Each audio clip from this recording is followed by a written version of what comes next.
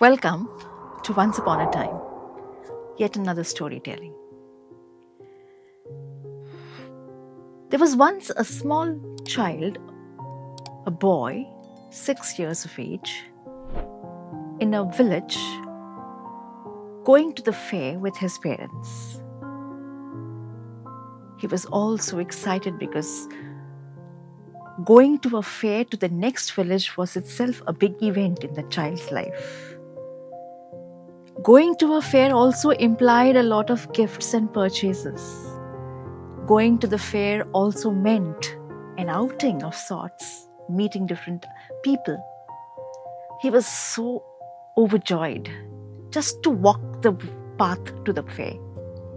So they crossed their village, they crossed a beautiful field, and the boy in his joy went after caterpillars, went after butterflies, went after little birds.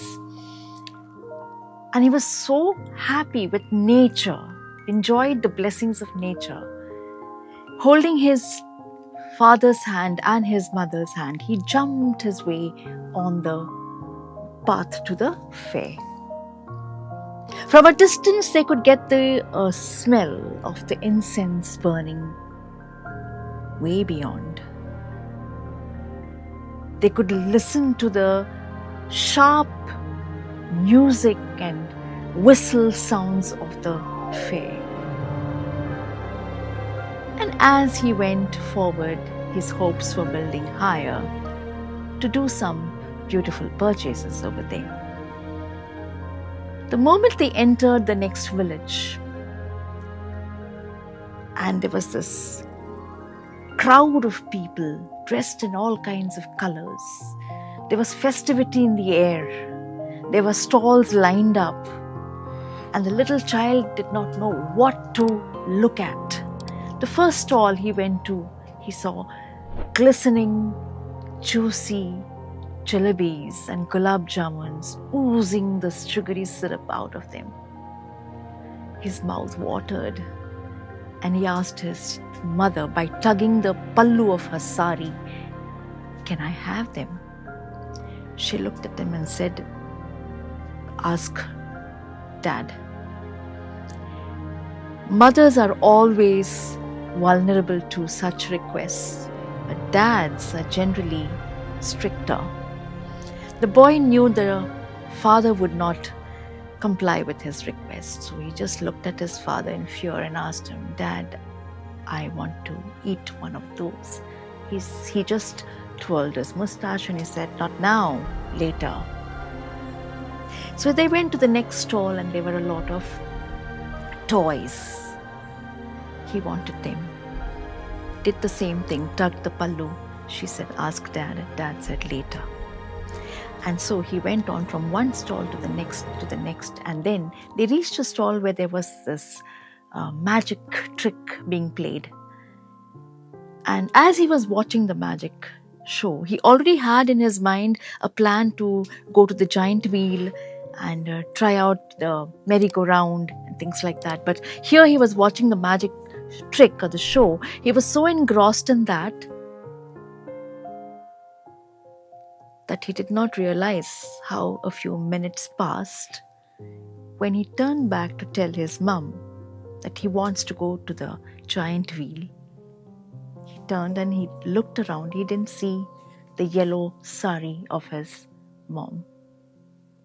He looked to see if his dad was around. His dad also was not around.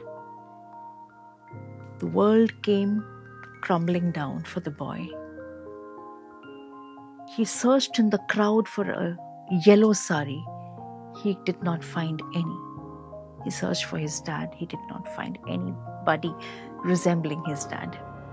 So he cried out aloud, shouted and screamed and cried and uncontrollably wept. And then you had this Pathan coming over, a passerby. He stopped and he asked the young child, he lifted the child and he said, "Beta, kya hua? What happened?" And the child said, "Mummy, I want my mother." So to pacify the child, this man took him to the sweet stall and said, "Would you like the sweets?" He said, "No, I want my mummy."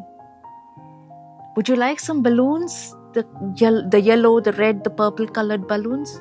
He just did not want that. He said, "I want my mummy." And like this, he tried a lot of, stalls just to see if the boy would, be calm for a while. But no, the boy just did not stop crying. So at the end, the man just kept him where he was and said, "Beta, you wait, your mummy will come." And the Pathan disappeared. But the story also ends on this note, teaching us all one thing, one life lesson, that you and I know it, but we don't always value it. It's only when you lose something important or somebody important in your life that you realize the worth of these people or those things. Till then, all the distractions become primary. You want a new phone, you want a new bike, you want a new car, you want a new house, you want whatever you want. You want a new property. So you go on and on and on. Your wants never end. Because you've taken your people for granted. They are there at the back of your mind, but you're not really valuing the time that you want to spend with them. And once they are gone, that's when you realize, you and I, we realize that we could have probably spent more time with these people rather than, on things and material things that don't give us permanent happiness. So I hope you enjoyed the story and I hope you learned something from it. Keep watching. Stay tuned for more. Bye-bye.